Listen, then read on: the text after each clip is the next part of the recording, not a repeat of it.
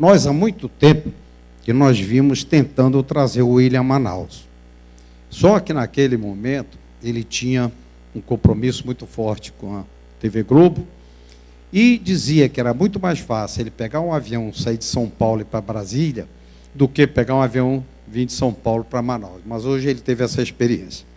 E hoje o William está aqui conosco para falar justamente sobre o toque muito importante, que é o que essas eleições mudam na economia brasileira. É o tema da palestra do jornalista e professor William Vac, renomado profissional, formado em jornalismo pela Universidade de São Paulo e em ciência política, sociologia e comunicação na Universidade de Mainz, na Alemanha. Mestre em relações internacionais, ex-atleta e membro da seleção brasileira de handebol masculino e atualmente apresentador do painel William Vac na AltV. Autor de 4 livros, William atua nas principais redações como o Jornal do Brasil, o Estado de São Paulo, onde mantém uma coluna até hoje, na Revista Veja, na TV Cultura e na TV Globo. Foi correspondente internacional na Alemanha, Reino Unido, na Rússia e Oriente Médio. E já venceu 2 vezes o Prêmio ESSO pela cobertura da Guerra do Golfo em 1991 e ao revelar informações sobre a intentona comunista de 1935. Senhores, portanto, é uma breve apresentação desta figura humana, que é o William Vac, a quem convidamos agora para que faça a sua palestra. Fica bem à vontade, William.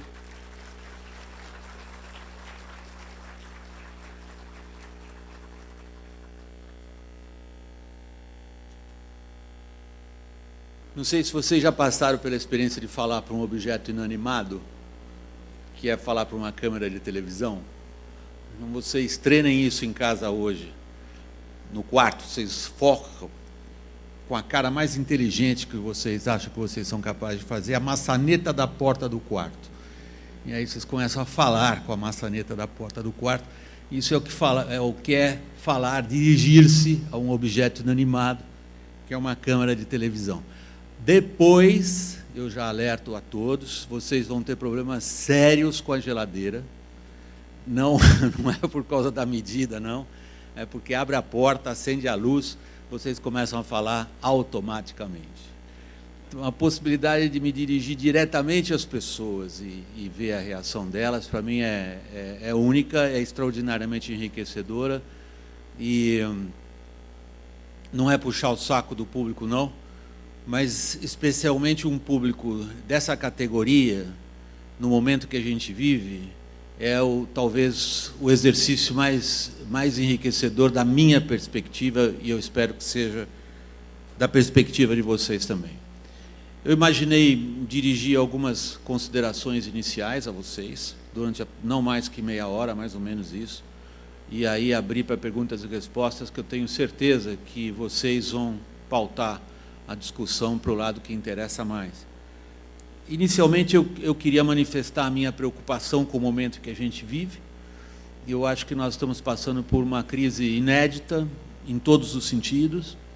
Se a gente considerar a crise pela qual hoje estamos passando, nós somos obrigados a olhar um pouquinho para trás, não precisamos ir lá até a antiguidade clássica, mas olhar um pouquinho para trás, uma geração para trás, e não é difícil a gente entender, particularmente aqueles que fazem parte da minha geração. A minha geração é a geração que foi para a faculdade no começo dos anos 70 e, de uma forma ou de outra, ajudou a escrever a Constituição de 88, que é nosso principal instrumento, um instrumento que ordena o nosso país, a nossa sociedade, e a nossa geração falhou na ideia de construir no Brasil um estado de bem-estar social comparável a estados de bem-estar social, sobretudo no norte da Europa. Nós tratamos de construir esse estado de bem-estar social e não nos preocupamos com a capacidade do país de financiar esse estado de bem-estar social. Então, basicamente, a nossa crise é uma quebra de contrato social. É a falência de um sonho, é a falência de um modelo. O que eu quero dizer com isso é que, mais cedo ou mais tarde, nós chegaríamos aonde chegamos, que é esse horrível encontro com a realidade. A realidade é que nós quebramos, a realidade é que a nossa tentativa, uma sociedade se mobilizou em torno de um texto legal que no papel garantia uma série de coisas que na prática não somos mais capazes de garantir. Nós tratamos de financiar essa disparidade entre o que achávamos que poderíamos distribuir e aquilo que tínhamos capacidade de distribuir. Nós financiamos isso durante décadas, aumentando o imposto, isso também chegou a um limite. Nós chegamos, de fato, ao encontro com uma parede, essa parede chama-se quebra do setor público, ao qual nós, brasileiros, atribuímos tanta importância em tanta coisa da nossa vida, e esse encontro com a realidade que viria foi apressado pela irresponsabilidade fiscal, pelo populismo fiscal e pela incompetência, especialmente dos últimos governos do PT. É isso que a gente precisa agradecer, de certa maneira, que apressou o que fatalmente viria. Fatalmente chegaríamos à situação na qual o Estado brasileiro não tem mais condições de investir, portanto, se a gente espera algum crescimento, isso depende de investimento que não vem mais do poder público, e está na situação, como vocês têm visto em vários estados brasileiros, e isto é apenas o começo, de não sequer conseguir manter o custeio da máquina. Hoje, praticamente tudo que é arrecadado, enfiar a mão no bolso de quem produz, 40% do que é produzido no Brasil cai no cofre público, e esse cofre público não consegue mais investir e hoje não consegue mais sequer se custear. Este é o panorama geral da nossa crise. Não chega a ser extraordinariamente original esse tipo de crise. Vários países entraram na mesma situação por causas semelhantes. Basicamente, viver acima dos próprios recursos. Mas a nossa crise se agravou por um ponto sobre o qual não temos controle, que é a famosa janela demográfica. Nós estamos ficando velhos, a pirâmide demográfica brasileira está mudando, mais ou menos como mudou nos países da Europa. Isso significa que nós ficamos velhos antes de termos ficado ricos. É uma constatação muito ruim do ponto de vista do que isso causa para a nossa autoestima. E ela demole um pouco essa nossa característica brasileira tão própria, de achar que o tempo trabalha a nosso favor. O tempo não está mais trabalhando a nosso favor. O tempo está trabalhando contra nós. Então, se durante essas últimas décadas a nós brasileiros foi possível financiar esse estado de bem-estar social através de impostos e através do crescimento da economia, que vivia da incorporação de uma grande massa de jovens mal qualificados, nós temos cada vez menos jovens e que continuam mal qualificados para tentar fazer crescer uma economia que não sustenta mais o Estado do tamanho que ele é. Então, esse é o plano geral da crise em que estamos. E, como eu disse, não é exatamente uma originalidade brasileira chegar onde chegamos por essas razões. Agora, a nossa crise tem peculiaridades, tem coisas tipicamente brasileiras. E a principal é que, normalmente, as sociedades, quando entram numa situação de crise como essa, e vocês viram isso recentemente acontecer na Europa com a Grécia, por exemplo, vocês viram isso se repetir com vários dos nossos vizinhos, como a Espanha, um vizinho no sentido cultural, no sentido da atenção que a gente dá a esses países da Europa Latina, Espanha, Itália, Portugal, Argentina, esses países todos, o México passou por isso também, todos mais ou menos que repetiram esse caminho. Acontece que, no nosso caso, como no caso de outros países, as respostas a esse tipo de situação vêm do sistema político. Somos todos democracias representativas, razoavelmente abertas, e que vivemos num Estado de direito. Então, as regras têm que valer, o voto é o gesto mais importante numa democracia, os partidos políticos fazem parte da nossa Constituição e têm uma função, e a gente espera que o sistema político, quando eu digo a gente, eu digo as sociedades de países como o Brasil, ou dos países, esses outros que eu citei, aos quais, muitas vezes, a gente dirige a nossa atenção pela afinidade que a gente tem, cultural, afetiva, qualquer que seja. E o sistema político brasileiro foi destruído de fora para dentro. Nós não temos um sistema político que seja capaz de fornecer as respostas que a sociedade demanda para uma crise que é abrangente e profunda. Esta é uma característica brasileira. Se eu olhar para esta característica brasileira, eu vou identificar nela alguns fatores que vocês, de novo, e por isso que é gostoso conversar com um público desse nível, que vocês vão dizer, pô, William, outros países, inclusive esses que você citou, a gente detecta um desconforto com a... Obrigado. A gente detecta um desconforto com a política. Vejam como foi a Itália agora, que vai formar um governo que vem de um partido que até pouco tempo era dirigido por um palhaço profissional. Alguns no Brasil vocês vão dizer que são palhaços, mas nem são profissionais. Há os profissionais também. Vocês vão dizer, pô, William, você vai dizer que este sistema político está funcionando? Põe um palhaço lá, como, provavelmente, como o cara que vai fazer o chefe de governo? Ou vocês olham para a Espanha e veem como que os partidos tradicionais foram destruídos nas urnas? Ou, recentemente, na França, vocês viram também a eleição de um presidente que, um ano antes de ser eleito, sequer tinha um partido. Ele formou um partido um ano antes, foi lá, derrubou os outros, e os partidos tradicionais foram jogados praticamente no lixo, do ponto de vista da votação. Aí vocês vão dizer assim, bom, William, nesse ponto, o Brasil não é um país assim tão jabuticaba em relação ao que está acontecendo com várias das democracias representativas pelas quais a gente tem alguma admiração. Se vocês quiserem, a gente pega também o que aconteceu nos Estados Unidos, onde o sistema político meio que foi comido por dentro pelo Trump, ou mesmo na Alemanha, que pela primeira vez na história da Alemanha, tem 7 partidos, para eles, imagina, nós temos 37, eles têm só 7 e acham um absurdo. Vocês imaginam se um país como o Brasil pode ser governado por 29 que estão lá e 37 que vão obter o registro de partidos políticos. Para os alemães foi um horror. De repente, 7 partidos representados ali, sendo que os partidos tradicionais tomaram uma surra nas últimas eleições parlamentares. Isso está fazendo mais ou menos 6 meses.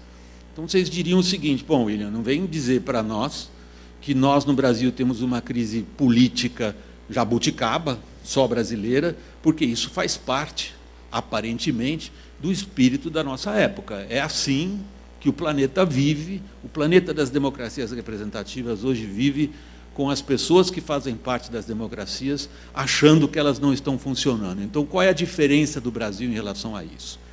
A diferença é profunda, porque nunca o nosso sistema político foi um sistema que as pessoas entendessem como capaz de representá-las. Essa frase é pesada. Nunca o nosso sistema político foi excepcionalmente caracterizado como um sistema através do qual as pessoas acham que as suas demandas são levadas a uma determinada instância, que é o legislativo, e ali se legisla, se estabelecem normas para o bem comum. O nosso sistema político serviu pouco de transmissão de demandas legítimas, mesmo de grupos pequenos, e serviu muito mais para coordenar o assalto de grupos privados aos cofres públicos. Boa parte da organização partidária e o uso do sistema político eleitoral se deu com o objetivo de assaltar os cofres públicos. Não no sentido do roubo, também, mas no sentido da apropriação dos bens públicos em função de interesses privados.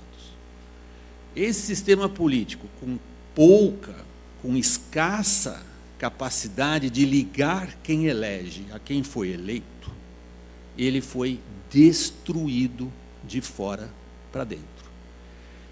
Essa destruição, ela é praticamente inédita em países comparáveis.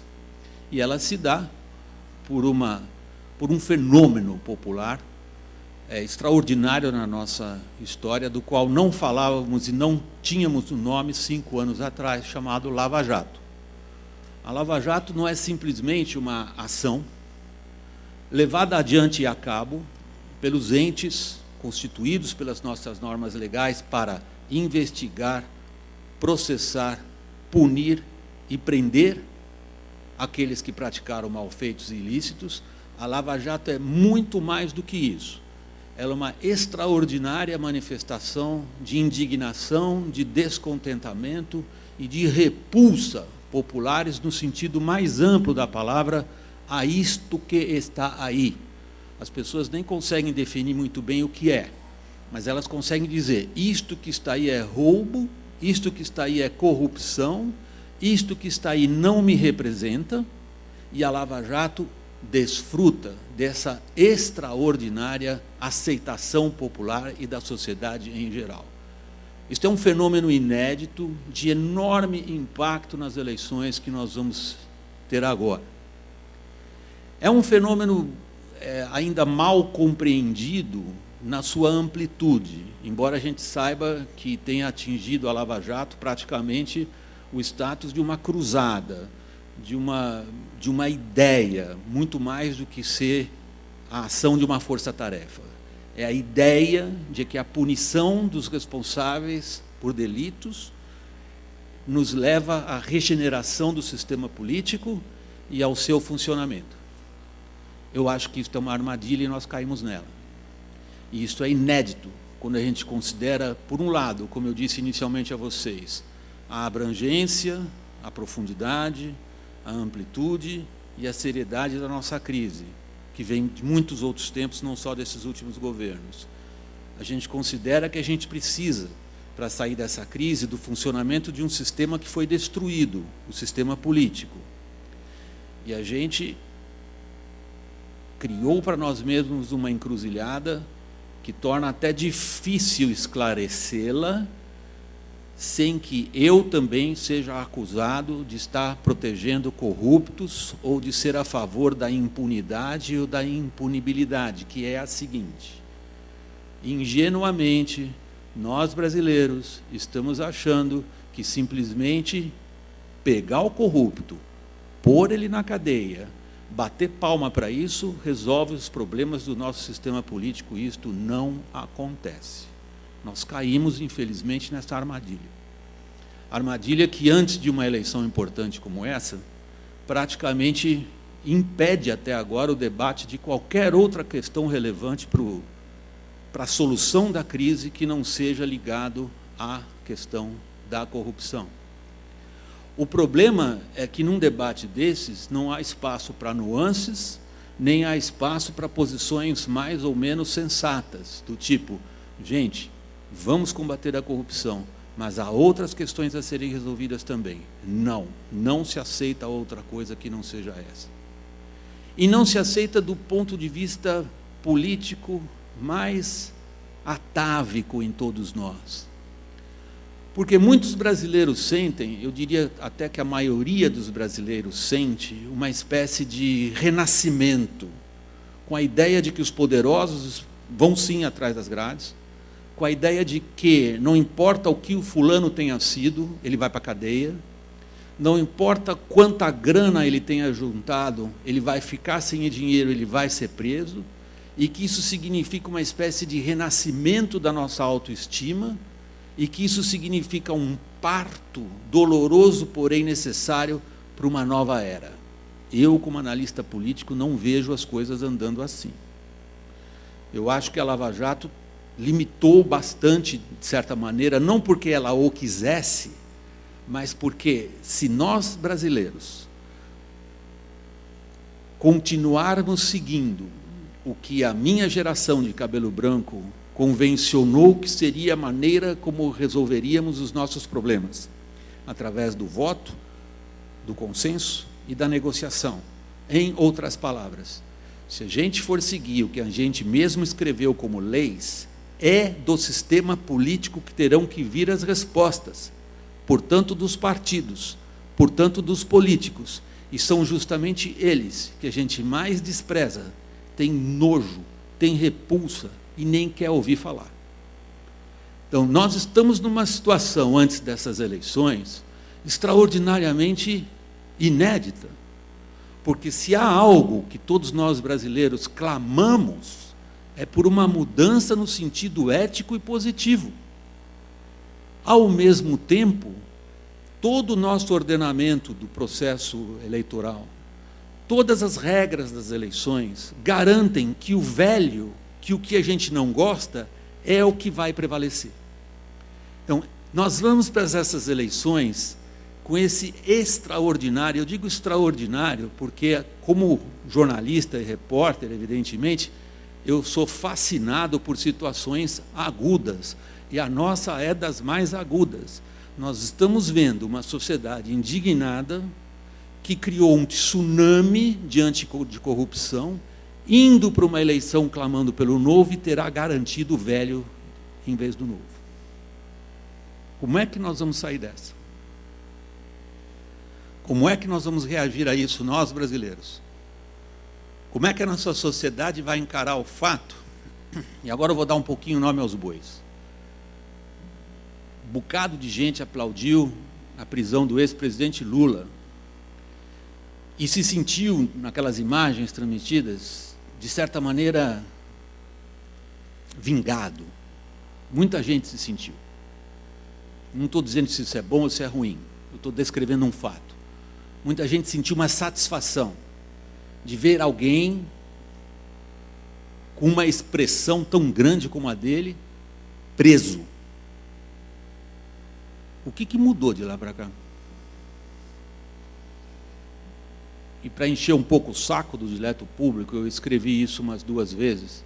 Digo, ótimo, nós batemos palma para a prisão do Lula, nós vamos bater palma para a prisão de mais uns 2 ou 3, nós vamos soltar rojão de novo, porque vamos ter a possibilidade de ver indo para dentro do camburão da Polícia Federal Joãozinho, Pedrinho ou Francisco, que eu tenho, por mim, raiva particular, o meu vizinho tem raiva de outro, mas de todos os que a gente tem raiva, porque a gente considera que são ligados à corrupção, a isso que está aí, a isso que levou o Brasil ao desastre, ou o que seja, todos eles no camburão da PF, com ou sem o japonês já se aposentou até. E aí? A gente aplaude, a gente se sente contente, a gente se sente vingado, e mudou o quê? Com essa provocação, eu quero chamar de novo a atenção para vocês, que por mais importante que seja, por mais necessário que seja, por mais extraordinário que tenha sido, por mais aplausos que a Lava Jato mereça, a questão da corrupção é muito mais um sintoma do que uma causa da situação na qual estamos. É muito mais um sintoma do que uma causa da situação na qual estamos. Situação essa que requer o funcionamento do sistema político, do qual a gente não quer saber. Vocês querem um exemplo de como nós mesmos criamos para nós situações de encruzilhada do ponto de vista político, que torna para um público estrangeiro difícil entender a cabeça do brasileiro? Nós, no Brasil, convencionamos acreditar que a doação de CNPJ para uma campanha eleitoral é um gesto de propina. Esta é, por sinal, aliás, uma das teses centrais da Lava Jato, não sem motivos, a de que a doação eleitoral acaba sendo lavagem de dinheiro. Por quê? O CNPJ, que faz a doação para uma campanha ou para um candidato, não está, na verdade, doando para uma campanha na qual se discutirão plataformas. Ele está comprando um político, um agente público, que lhe retribuirá essa doação mais tarde, na forma de contratos ou de facilidades. Na verdade, não é uma doação, é um investimento. Nem chega a ser uma despesa, é um investimento que trará um alto retorno, desde que você compre a figura ou o partido certo. Provar esta ligação, inclusive, foi o grande problema do Moro ao condenar o Lula pelo triplex. Se vocês prestarem atenção no processo, como é que começa na Petrobras e termina no triplex, do ponto de vista judicial, é uma questão do ponto de vista processual, hein? Do ponto de vista processual, não estou falando do ponto de vista político. Eu, por exemplo, tenho a menor dúvida que o Lula é culpado. Eu estou falando do ponto de vista processual. É complicado traçar esse caminho de um lado ao outro. A narrativa é muito mais abrangente, a narrativa que levou o Lula à cadeia. é que, por ofício e por controlar instituições políticas, ele foi capaz de garantir que dinheiro público fosse desviado por vários caminhos em benefício próprio e em benefício daqueles que doaram dinheiro. Nós compramos essa narrativa, nós brasileiros, nós achamos, e o STF proibiu, a doação de CNPJs na campanha eleitoral. Ok? Todos nós achamos, de fato, CNPJ, quando dá dinheiro, não está dando dinheiro para uma campanha, está comprando o cara. Alguém aqui gostou da ideia do financiamento público de campanha? Ninguém. Ninguém achou bonito a criação de um fundão com dinheiro do contribuinte para financiar campanhas eleitorais, certo? Então, financia como? Então, faz como? Ou alguém acha aqui que existe campanha política de graça? Como é que a gente faz? Nós, brasileiros, criamos essa situação para nós mesmos. Nós achamos que a doação por CNPJ é um gesto de propina. Não é o exercício do direito de financiar uma plataforma política. Não. É um investimento em troca de um favor mais tarde. Nós achamos isso. Isso é uma interpretação da realidade. Isso não é uma norma legal. Isso é a maneira como nós, sociedade, encaramos a questão. Estamos cansados de pagar impostos e não queremos que o nosso dinheiro de impostos vá parar de novo no fundo partidário de sei lá das quantas para financiar sei lá quem, em quem eu não confio e que não vou dar um tostão para esse cara, quanto mais o imposto que eu pago. E aí? Então, a gente praticamente garantiu que estas eleições serão disputadas pelo Caixa 3, não é nem pelo Caixa 2. Pensem na cabeça de vocês, todo brasileiro tem um pouquinho de malandragem, foi obrigado a ser um pouco de malandro por causa das nossas jabuticabas postas ali e por ali. Pensem quem é que tem economia em dinheiro em espécie e capilaridade para financiar candidatos.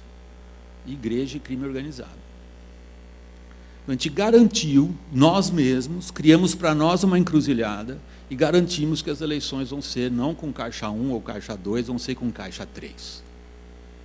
Teria um jeito, talvez, da gente atacar pela raiz a questão de como é caro fazer uma campanha eleitoral no Brasil?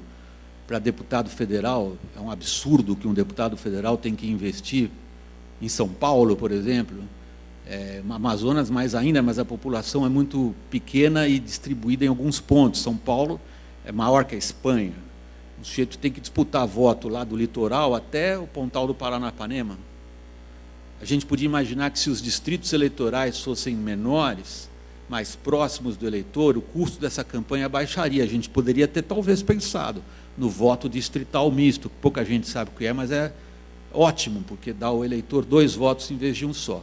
E nós tivemos a oportunidade de fazer isso até outubro do ano passado, quando as regras para as eleições que nós temos agora diante de nós foram escritas. E nós fizemos o que em relação a isso? Desculpando a palavra, porra nenhuma. De novo, é uma postura da sociedade. Ninguém nos impediu de reescrever regras eleitorais que permitissem a gente dar uma atacada no sistema político, torná-lo mais funcional, mais representativo e mais barato do ponto de vista do exercício da atividade política pelo candidato. Ninguém nos impediu de fazer isso. Isso é a nossa postura. É por isso que essa eleição me preocupa. Ela me preocupa porque ela chega num momento grave da nossa crise, que, como eu disse inicialmente, é muito mais ampla e estrutural do que parece, dentro de um sistema político que não funciona, que a gente despreza, mas do qual a gente depende para conseguir as respostas que a gente quer, que a gente demanda. E quando as oportunidades se abrem para nós, de uma maneira ou de outra, da gente procurar corrigir isso, o nosso desinteresse ou nossa repulsa pela política nos faz criar encruzilhadas nas quais estamos agora. Isto torna esse choque que eu descrevi para vocês, entre uma sociedade cansada, indignada, puta da vida, cansado, talvez seja a palavra mais comum que a gente ouve hoje das pessoas em relação ao que está acontecendo, em relação à política em geral, em relação aos fatos. É o cansaço e é um descrédito, e é um desânimo. É uma falta de esperança em que as próprias instituições tragam o que a gente precisa. Isso por um lado. E por outro, quando a gente pode recolocar algumas dessas regras, o nosso desinteresse faz garantir que o desejo de mudança vai se chocar com todo esse arcabouço velho e tradicional. Isso tem uma importância muito grande no voto de outubro. E é essa a importância que eu quero colocar em pequena conta agora para vocês. A gente olha muito para as pesquisas de opinião e tenta identificar ali quais são as candidaturas que estão partindo mais fortes, que já, enfim, tem uma ressonância maior junto ao eleitorado. E aí há duas coisas que vocês precisam ter na cabeça, se vocês quiserem entender o que está acontecendo, e se vocês quiserem perguntar sobre isso, eu entro em detalhe depois. O que está acontecendo agora nessa dança de alianças e de políticos? A primeira coisa que vocês têm que ter na cabeça é muito óbvia, e embora não pareça tão óbvia, ela é que é cedo demais para que as pesquisas sejam levadas literalmente pelo que elas dizem. Ponto. O segundo é que essas regras que a gente pouco se importou em alterar, forçam os partidos a formar bancadas grandes na Câmara. Boa parte do esforço político que vocês veem hoje, dos principais grupos, está voltado pura e simplesmente para fazer grandes bancadas, porque é isso que lhes assegura acesso aos fundos partidários.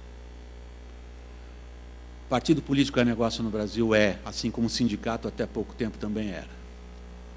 Partido político existe no Brasil para negociar, não só o dinheiro público, mas negociar vantagens que podem ser traduzidas em apoio político e, portanto, loteamento de cargos? Sim, e isso está dado pelas regras que nós apoiamos, por não termos mudado. A grande dança que vocês veem no momento hoje não tem outra razão. E político, por mais desprezo que as pessoas possam ter de políticos, são pessoas hábeis, são pessoas com a capacidade de entendimento do que vai, e elas entenderam que presidente nenhum governa este país sem o Congresso. Prestem atenção. Boa parte da movimentação política é para a formação de bancadas fortes no Congresso. Essas bancadas fortes já contam com um governo instável que se tornará refém de bancadas fortes. Já está programado, qualquer que seja o vencedor, qualquer que seja o indivíduo vencedor em outubro, que ele terá de governar pelas mesmas regras de sempre e que, se não tiver uma bancada forte no Congresso, não governa. Anotem. Isso é meio, no momento, como uma espécie de lei da gravidade da política brasileira. O que isso significa, esse quadro todo que eu estou traçando para vocês? Que é um quadro, em primeiro lugar, de uma crise sistêmica, que é também uma crise estrutural, agravada por um instrumento, o do sistema político, que não funciona, dentro de regras que estão sendo usadas porque quem se move na política sabe perfeitamente o que é necessário ou não necessário para obter vantagens ou para governar, a partir de janeiro do ano que vem. O que isso significa para um público cansado, desinteressado, puto com o que está acontecendo, do ponto de vista da economia, que, afinal de contas, é o título da palestra que me deram? Significa que nós vamos traçar rumos por um bom período de tempo para os nossos filhos e netos. Não é uma eleição qualquer.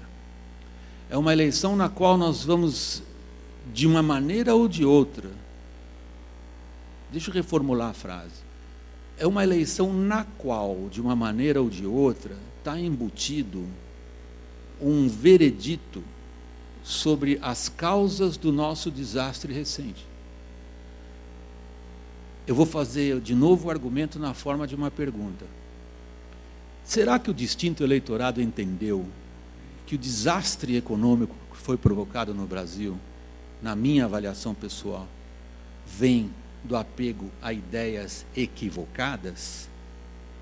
Ou será que o distinto e dileto eleitorado apenas acha que trocando um ministro da Fazenda, colocando um presidente do Banco Central com credibilidade, tudo isso nós temos agora, colocando uma equipe econômica cuja palavra vale e cuja transparência é aplaudida, temos tudo isso agora. Temos uma excelente equipe econômica, por sinal, gente de primeiríssima linha. Ou será que o distinto público entende que o modelo do populismo fiscal, que o modelo do intervencionismo nos carregou como país a esta situação intragável de estagnação, de pouco crescimento, de incapacidade de investimento, de deterioração das contas públicas, a ponto disso se refletir também na segurança, na saúde e na educação? O público entende esse caminho que nós podemos continuar percorrendo, que foi o caminho dos últimos anos?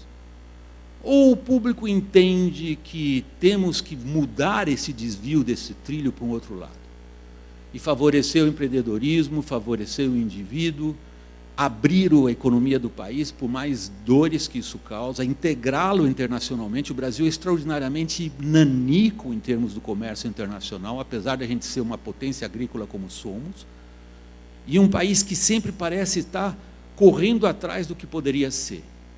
Um país para ser desamarrado. O dileto eleitor está entendendo que a gente está diante disso? Ou o dileto eleitor, diante das escolhas que estão na praça, acaba optando por uma coisa meia boca? Alguém que diz que vai fazer uma reforma, mas não tem condições políticas de fazê-la, portanto empurra mais um pouquinho, tenta por aqui, não deu, põe a culpa no Congresso, que por sua vez põe a culpa nele, a gente empurra por mais um período legislativo, a gente empurra isto em cima das próximas gerações. É isso que está em jogo em outubro. Quais são os temas no momento que mobilizam as pessoas do ponto de vista político? E quando eu falo político, eu me refiro essencialmente a como as pessoas percebem o mundo à volta delas. Política é basicamente uma visão de mundo. Visão de mundo não é outra coisa, senão como cada um de nós percebe os fatos ao seu redor e identifica quais são realmente relevantes para a vida de cada um. Portanto, a política é, em geral, uma destruição daquelas teses dos behavioristas na área de economia, que acham que todas as decisões humanas são maximização de vantagens e benefícios, são decisões racionais voltadas para uma continha de chegada. Não. Política é emoção, é subjetivismo, é percepção. Daí é que todo discurso político é uma narrativa da realidade. Todo discurso político é uma narrativa da realidade, é, portanto, uma interpretação do que a gente vê ao nosso redor. E o que é que preocupa as pessoas hoje? Eu estou brincando com vocês um pouco, porque eu estou escrevendo uma coluna que vai ser publicada amanhã no Estadão, pensando um pouco nas últimas coisas que me chamaram a atenção. Os dois heróis para nós hoje, brasileiros, são o juiz Sérgio Moro e a mãe PM que matou o bandido na porta da escola. A gente vê neles aquilo que a gente não vê nas instituições, nem nos políticos, nem nas burocracias. A gente vê neles honestidade e coragem.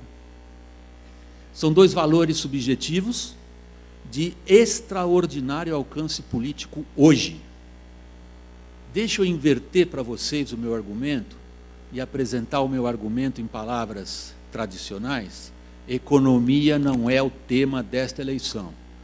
Quem aqui já mexeu com política sabe aquela frase do marqueteiro do Clinton, lá atrás, quando chegaram para ele, que ele tinha que falar isso, aquilo, e o marqueteiro disse para ele: "It's the economy, stupid." É a economia, estúpido, o que você tem que prestar atenção, que é isso que vai te eleger. Desta vez não é.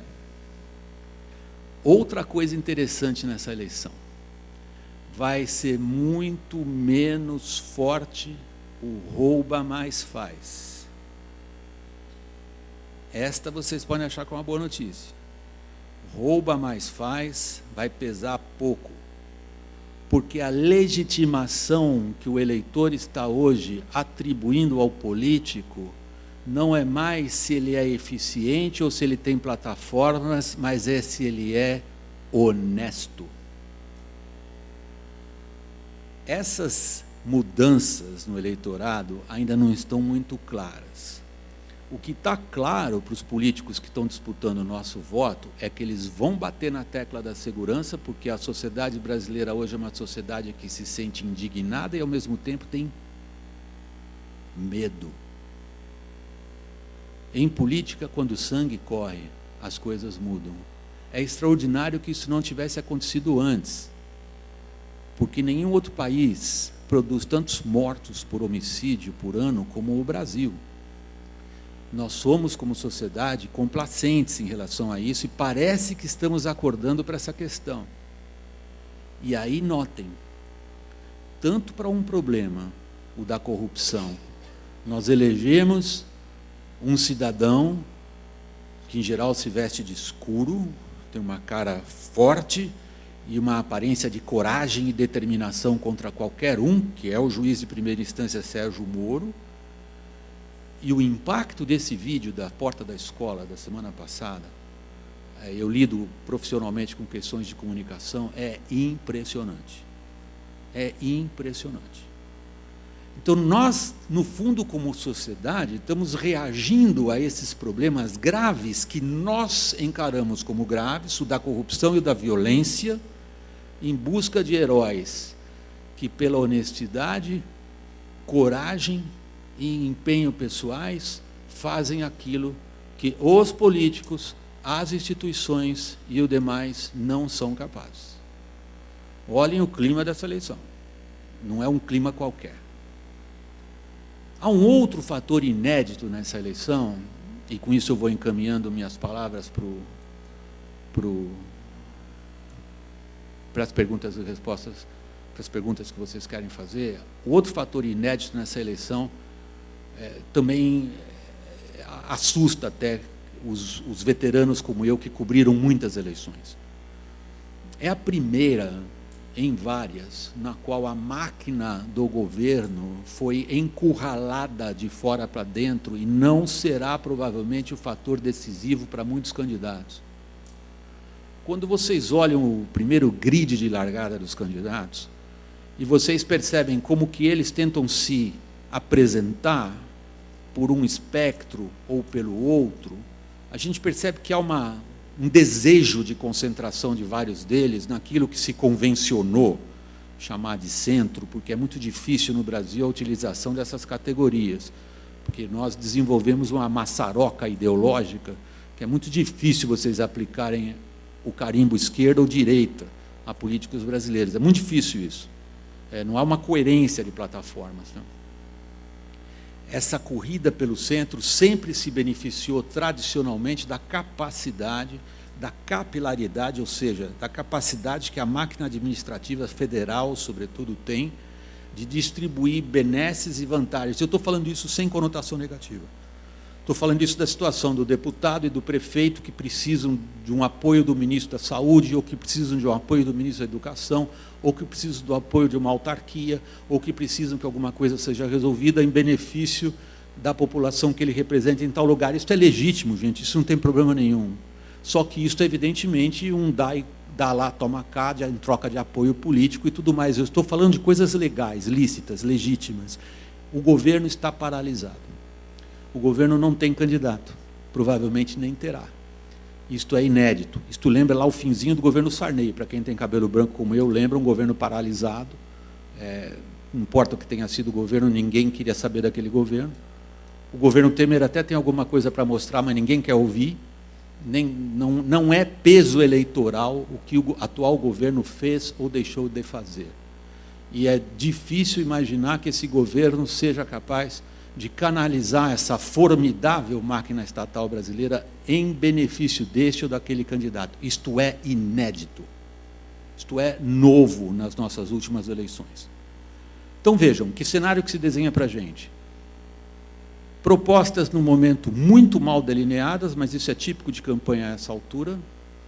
Um público que eu acho que não identificou ainda exatamente quais são as nossas verdadeiras encruzilhadas, mas que tem, no apelo pela honestidade, pela coragem, uma forte tendência a aceitar alguém que represente isso, não importa as ideias que essa pessoa traga, dentro de uma crise aguda do setor público e que, finalizando, porque eu acho que é o principal que a gente tem que ter na cabeça nesse momento, a ideia de que este enorme rio, esse enorme fluxo, a imagem de rio nessas coisas sempre funciona bem, porque é um caudal que vai sem que ninguém consiga segurar, em direção a algo que não está muito claro e que vai se chocar com os métodos antigos.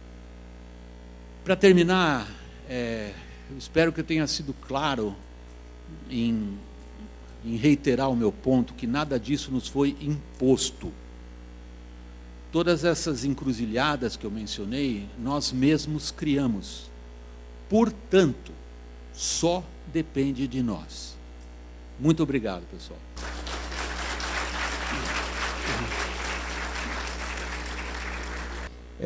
Você falou que nós envelhecemos antes de ficarmos ricos, né? E eu tenho uma notícia recente, que eu li ontem, inclusive, de que a ONU, falando especificamente, por exemplo, da Suécia, que é um modelo, né, do welfare state e tal, conseguiu isso depois de muito tempo, de atingir esse nível de welfare state. E a notícia me preocupava, porque a Suécia, segundo a ONU, algumas análises da ONU, até 2030 pode voltar a ser um país de terceiro mundo.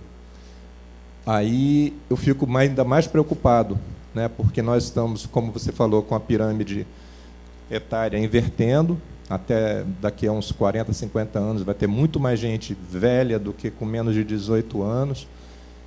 E só para... Eu até esqueci de citar o exemplo. As eleições de outubro são as primeiras nas quais a proporção de jovens vai diminuir em relação às outras. Nós tínhamos cerca de 20% do eleitorado entre 20 e 24 anos de idade. Nestas eleições teremos 16%. Essa é, digamos, uma prova cabal que nós estamos envelhecendo. O número de jovens que vai votar está diminuindo. Pois é, e mesmo outros países nórdicos, como a Noruega, né, que tem uma situação melhor, a Noruega fez uso 2 anos consequentes do fundo soberano, né, do petróleo, para poder manter suas políticas sociais. Então, assim, qual é o nosso caminho para reverter essa situação? Reforma da Previdência, e a gente tem que bater no déficit fiscal. Nós estamos vivendo... aí que está. Não me interessa se a gente gosta ou não. Eu estou sendo aqui um pouco cínico, um pouco bruto no jeito de falar. Nós estamos sob um peso de uma dívida que continua crescendo. Essa história de superávit primário é uma invenção. O que vale é a dívida nominal. Ela está crescendo, parece que está sob controle e não está. Dívida mata, pesa, sufoca. A gente tem que resolver isso. Se faz isso pela reforma da Previdência, não sei. Se faz isso mudando o nosso orçamento impositivo, não sei. Eu não tenho exatamente a fórmula, mas eu sei exatamente que se a questão do déficit fiscal não for atacada, esqueça, não tem saída. Obrigado. É ruim falar isso, porque isso impõe sacrifícios violentos. E é em torno deles que se dará o embate político. Já se dá, aliás, há muito tempo. Desculpe. Concordando com tudo que foi dito, e está realmente claro que está bastante polarizado em relação ao tema de segurança, né, e ao tema da corrupção, mas talvez o eleitor não entenda a economia, mas talvez ele entenda a geração de emprego ou a redução do desemprego como algo que poderia ser explorado por candidatos que estejam, na verdade, pensando em fazer o país voltar a crescer, geração de emprego e, ao mesmo tempo, equilibrar as contas públicas. Como você vê essa possibilidade de explorar esse tema como um tema relevante para a população? Aí tem duas posições, né? Eu não sou marqueteiro, eu sou analista político, eu não sei se eu saberia dar um conselho para candidatos. Diz que rende muito dinheiro isso. E é um tipo de negócio legal, né? Porque o cara dá conselho para o candidato, ganhou dinheiro, o cara ganhou ou não a eleição, ele ganha a grana dele de qualquer jeito. Mas eu nunca entrei nessa seara aí. Eu continuo, enfim, profissionalmente dedicado à análise do risco político. O que eu faço profissionalmente, e é assim que eu ganho a minha vida, é combinar os fatos e tentar entender em que medidas eles andam. Os atuais candidatos não parecem convencidos disso que você está convencido e eu estou convencido. Você também não é marqueteiro, né? Nós dois daríamos um conselho que eles não querem ouvir. Eu chegaria para o candidato e diria, de fato, o que mais importa na vida das pessoas é a sobrevivência. E a sobrevivência dela, se não for por culpa de um assaltante terminada bruscamente, depende dele ter emprego e educar seus filhos e conseguir comer e garantir a aposentadoria. Então, esse deveria ser um centro de um discurso político vitorioso e exitoso. Não é assim que os atuais candidatos estão vendo isso. Se você quiser fazer uma breve caracterização, como cada um vai a público, ou se você quiser usar o vocabulário, cada um vai ao mercado de votos hoje tentar ganhar para si, Jair Bolsonaro descreve claramente uma plataforma destinada a convencer o eleitorado que ele resolve a questão da segurança e do medo. Marina Silva tem uma proposta muito aberta em termos de mudança e muito pouco detalhada, porque este é o conselho dos marqueteiros nessa altura do campeonato. Não é hora de ficar dizendo eu vou mexer na alíquota tal do ICMS ou eu vou fazer um novo pacto federativo ou o que seja. Ela tenta traduzir muito mais em benefício próprio isso que eu caracterizei como cansaço com aquilo que está aí. Se ela fez parte desse sistema há anos e anos, não importa. O que importa é como que as pessoas enxergam quem vai lá e pede o voto para elas. Você vê um candidato como Geraldo Alckmin batendo muito mais na questão da estabilidade, previsibilidade e capacidade de articulação para garantir a governabilidade. Todas essas palavras soam muito bem para quem toma decisões de consumo e de investimento do ponto de vista quase de empreendedorismo, mas tem pouquíssima ressonância no público em geral. Então, é uma narrativa política com, digamos, considerável foco no possível e no que é execuível, porém, do ponto de vista do marketing, não está funcionando, obviamente. Temos todo outro espectro, que eu possivelmente acho que vai se fechar no Ciro, que é um político inteligente, bem articulado, e que representa, do ponto de vista da narrativa política, a continuação das mesmas propostas de intervencionismo e de dirigismo da economia, que, na minha interpretação, nos levaram ao desastre. Mas isso é a minha interpretação particular do William. Não sei qual é a do eleitor.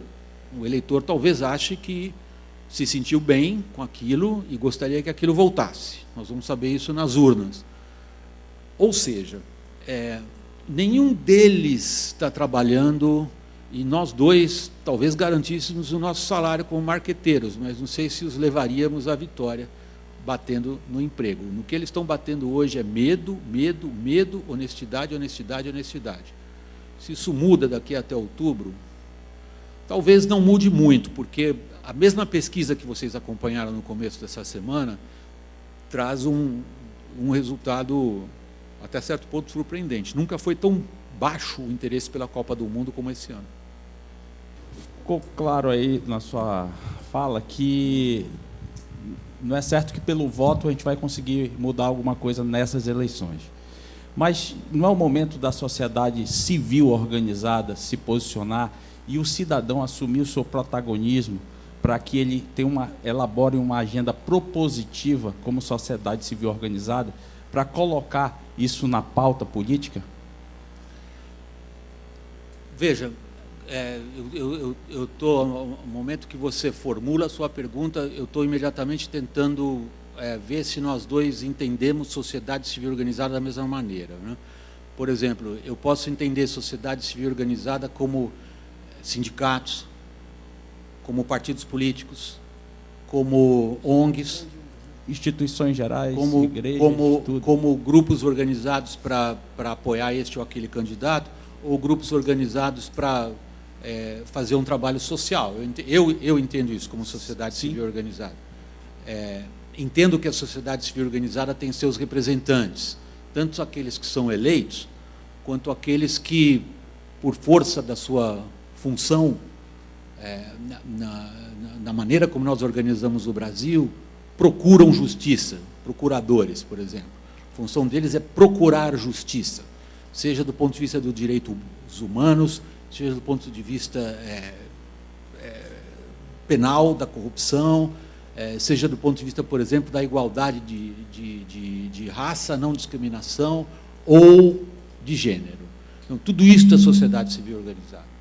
Os que eu vejo fazendo política hoje no sentido mais amplo, além de uma série de grupos organizados, e é um ponto que eu queria ressaltar também, é que o controle do sistema político hoje se dá, de fora para dentro, por parte, sobretudo, desses entes que conduziram a Lava Jato. Então, eles interpretam, em boa parte, a sociedade civil organizada, e eles levam um documento, os 10 pontos anticorrupção, para ser aprovado como tal pelos deputados na Câmara dos Deputados, pelo Senado. Isso é uma manifestação da sociedade civil organizada. Ela encontrou nesses grupos, que não foram eleitos, mas que controlam os que foram eleitos, uma forma de levar adiante plataformas políticas. É uma resposta que eu estou dando à sua pergunta. Ela é suficientemente aberta para eu dizer, em resumo, para você o seguinte: sim, isto é sociedade civil organizada, porém, quem foi eleito para decidir as coisas são os deputados, não os integrantes dessas instituições. Então, se há alguma bagunça, eu prefiro que venha daqueles que eu elegi, não daqueles que eu não consigo tirar. Por outro lado, o que você suscita na sua pergunta é importantíssimo, sobretudo diante do que eu falei, que é qual é o grau de engajamento das pessoas para poder fazer isso aí mudar. Aí eu devolvo a pergunta. Eu digo, o que nós fizemos para alterar de alguma maneira isso que a gente identifica como negativo, né, do ponto de vista de garantir ou não as mudanças que a gente quer? Muito pouco que a gente fez. Então, a sociedade civil organizada em likes do Facebook muda pouco, na minha opinião. Sim. Eu gostaria de perguntar de você, Oba. O que os brasileiros podem esperar de mudança ou de melhoria da atual crise política decadente que se encontra o Brasil, no seu entendimento? Eu não quero Como vem noticiado todos os dias, né, em várias emissoras, cada dia uma situação vergonhosa. Não há dúvida que cada dia é uma situação vergonhosa. Aliás, eu trabalhei como repórter muitos anos cobrindo crises, né? Sim. Foi minha profissão. Eu era mandado para países estranhos, distantes, dos quais a gente não tinha a menor ideia, e tinha que contar para os brasileiros o que estava acontecendo lá, o meu público. E eu meio que fiquei treinado nisso. E aí, uma das coisas que, como repórter, a pessoa está confrontada, quando desce do avião no meio de uma crise e começa a trabalhar nela, é saber qual é a velocidade dessa crise. E é uma ferramenta que serve para qualquer lugar, que é a superposição dos fatos. Então, veja, nós no Brasil, a cada semana nos esquecemos do escândalo da semana anterior. Verdade. Isso é uma tradução muito clara da velocidade da nossa crise. Quando a gente se esquece nesta semana... A gente se esqueceu já do impeachment, que é uma data histórica importantíssima. Verdade. Então, essa velocidade sugere uma crise grave em si. Mesmo que eu fale japonês e não entenda uma palavra de português, só de vendo a troca de manchetes, obrigado, a gente vai percebendo como vai. Agora, a tua pergunta não é bem uma pergunta, né? A tua pergunta é um grito. A tua pergunta é um grito. Verdade. A tua pergunta realmente é um clamor. Clamor. É a expressão de algo muito dentro de você que diz assim, cara, eu estou cansada disso. O que vai mudar nessa merda? É isso, no fundo, que vem da tua pergunta. Ela não é uma pergunta, ela é um desejo. Sim. Agora, eu não quero estragar o teu jantar, nem o de ninguém.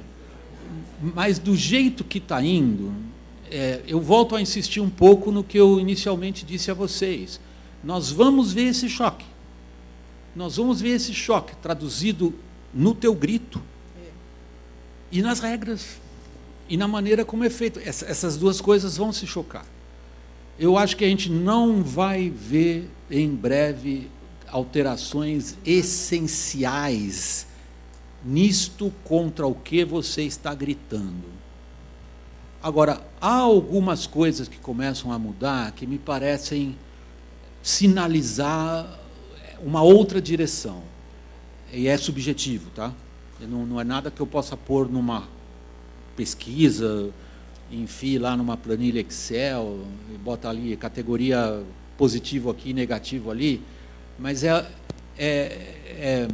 dá para você visualizar bem, por exemplo, falando mais da situação de São Paulo, do porteiro do prédio que pôs a filha para estudar medicina. Esse cara não acha que ele conseguiu isso, e ele ter a filha estudando medicina, evidentemente ele subiu na vida. Verdade. E com a filha estudando medicina, ele tem esperança ainda de galgar mais degraus. Ele não acha que isso aí aconteceu na vida dele porque o governo fez, porque algum político lhe deu. Ele acha que aquilo é resultado do esforço individual dele. E que se ele tivesse tido menos interferência e mais oportunidades, ele teria conseguido mais em menos tempo. Então, isso é uma outra mentalidade que a gente detecta aqui e ali. Em parte, as eleições municipais, essas últimas, 2 anos atrás, trazem essa, digamos, aqui e ali, você percebe que há uma canalização para voto, em relação a quem possa significar essa nova mentalidade. Eu vou pôr nova mentalidade, e não vou falar de São Paulo, Rio de Janeiro, dos grandes. Vou falar de cidades, por exemplo, que não são tão conhecidas, mas que são um exemplo da destruição. Por exemplo, Macaé, no litoral do Rio de Janeiro, foi destruída pela destruição da Petrobras, fisicamente. A queda do setor de óleo e gás no Brasil, que é um desastre provocado pelas autoridades, essa queda levou a cidades como essas, que dependiam de royalty, que dependiam da atividade, levou elas à ruína. Destruição. E hoje tem gente ganhando eleição lá, falando o contrário do que se dizia. Vamos acabar com o conteúdo nacional disso. Nós precisamos favorecer, na verdade, o aumento da produtividade. Nós precisamos investir em parcerias e blá, blá, blá, que você vai dizer assim, pô, não dá para ganhar eleição falando essas coisas. Como o nosso candidato a marqueteiro aqui estava dizendo, devíamos ganhar a eleição falando de emprego. Dá, em alguns lugares dá e começa. Então, aqui e ali, eu acho que a gente consegue detectar uma mudança de mentalidade que aí sim, eu acho que um prazo um pouco mais dilatado, quem sabe, você já tem filho, não? Já. Quem sabe teu filho veja. Verdade. Eu quero ser realista aqui.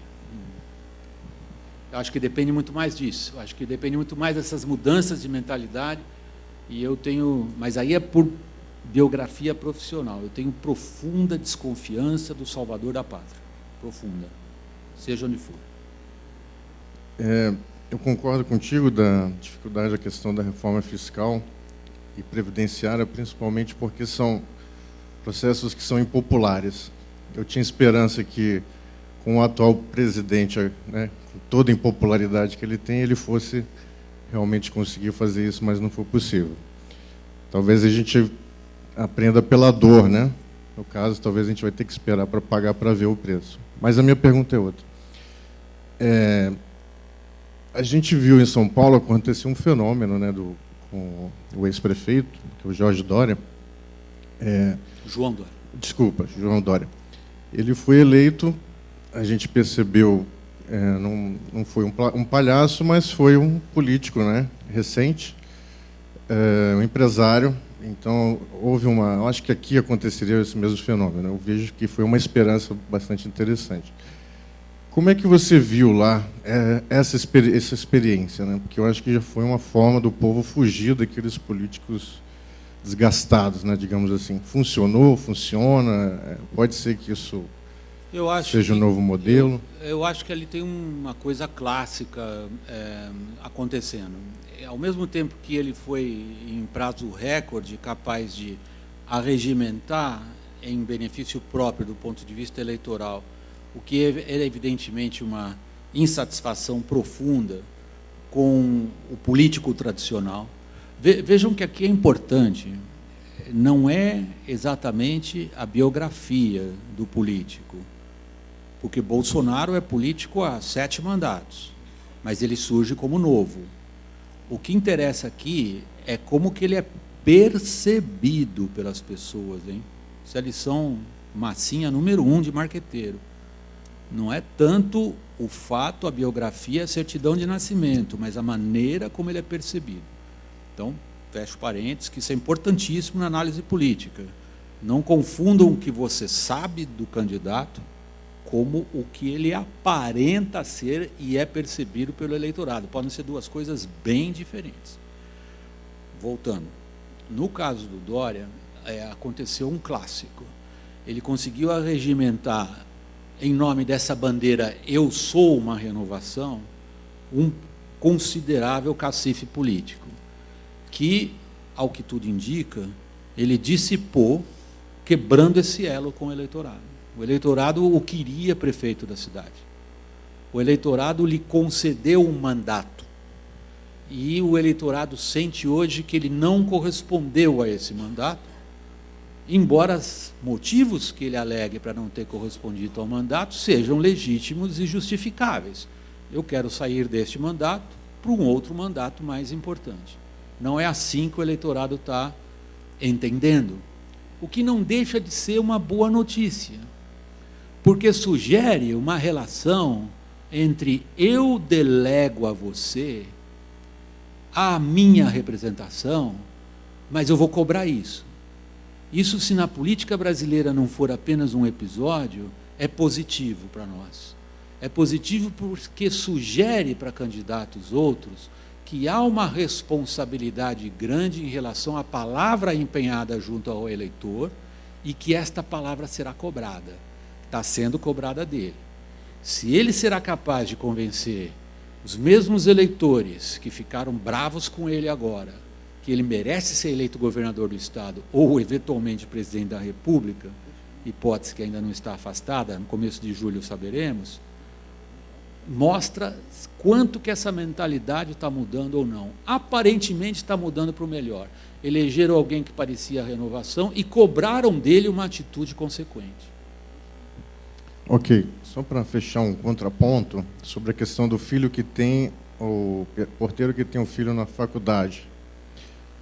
Você disse que ele acha que ele conseguiria isso mais rapidamente se não tivesse tanta influência dos políticos.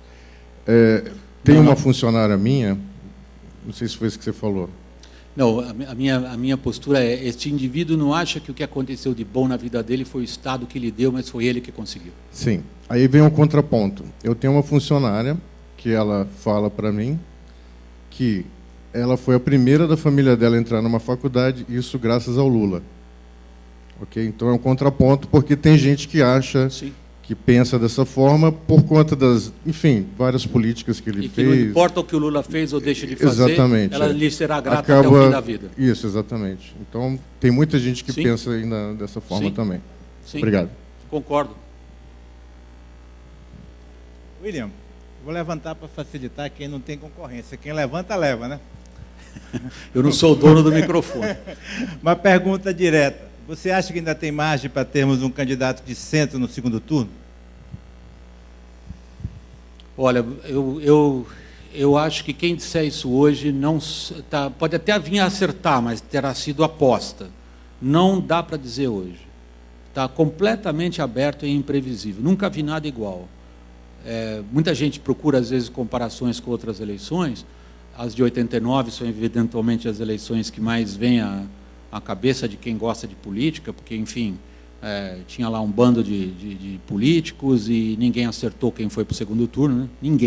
Ninguém foi capaz de prever quem foi para o segundo turno em 89. E hoje as pessoas tentam buscar ali alguma comparação. Eu acho que é muito difícil essa comparação, não costumo fazer. Porém, em 89, a esta altura, faltando menos de 5 meses para a eleição, já estava mais ou menos claro quais eram os principais cavalos nesse grid aí no jockey. E para agora está aberto, está realmente aberto. É assim, é inédito, é inusitado, é difícil, E a gente tem que considerar o seguinte aí, do ponto de vista prático. Quando o voto está dividido como está agora, quem tiver 17 vai, quem tiver 16 não. As pesquisas de opinião, com as quais eu não brigo, a maior parte delas é séria, e elas erram porque não dá para medir. Não dá para dizer se A tem 15 e B tem 16 ou vice-versa. E são 5, hein? Então, a diferença entre ir para o segundo turno ou não ir para o segundo turno é tão pequena que as pesquisas não têm a capacidade de medir. Não dá para saber.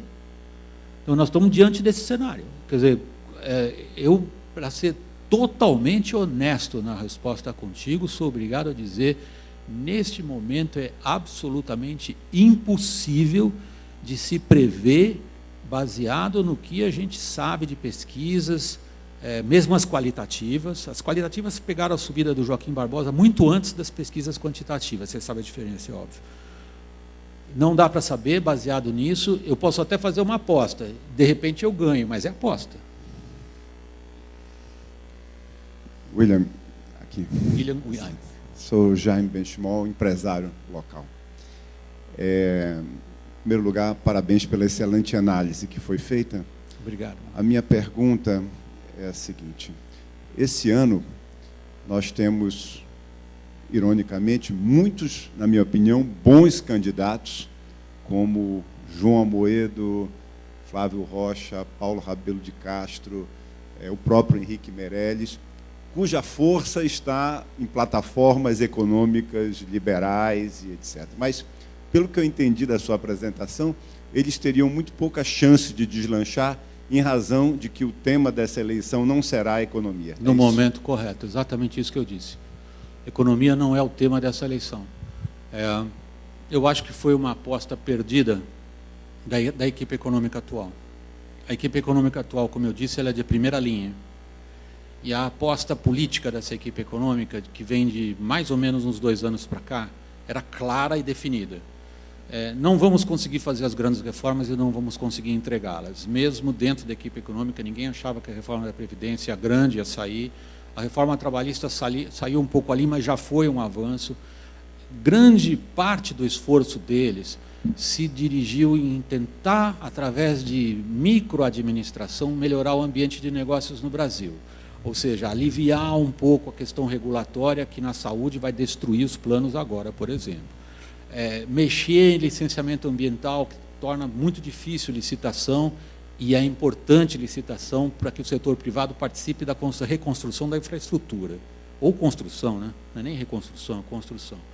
E também, por outro lado, eles tentaram dar um pouquinho de ordenamento nessa bagunça tributária brasileira que torna praticamente impossível que uma empresa no Brasil esteja de bem ao mesmo tempo com a regulação, o ambiental, o fiscal e o trabalhista. É muito difícil estar de bem ao mesmo tempo nessas 4 linhas.